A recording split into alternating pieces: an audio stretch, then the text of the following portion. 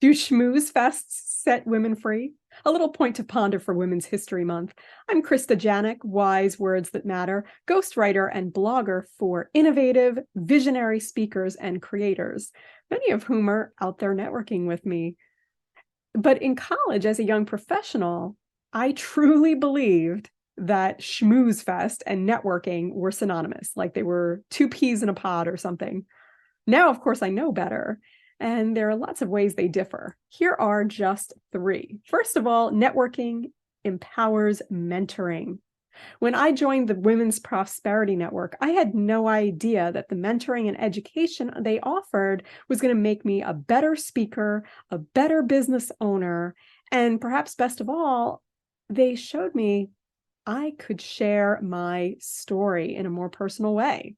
I used to shy away from my story, whereas now I embrace the story, even including my blindness.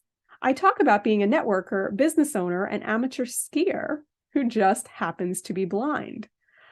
I met people who faced fears and overcome challenges and perceived weaknesses, just like I have, and they inspired me and mentored me to tell my business story as well as my personal story.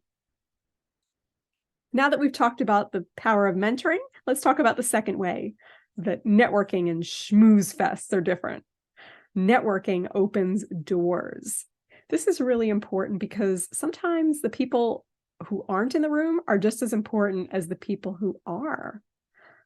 I went to networking events where I've met the most wonderful people who I never would have met otherwise.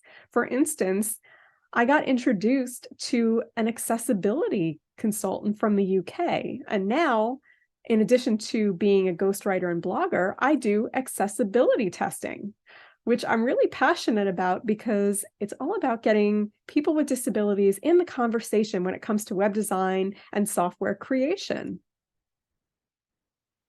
Third, networking facilitates collaboration. After we've opened the doors and gone beyond the boys and girls clubs that people normally think of when they think of schmoozing, collaboration is the total next level.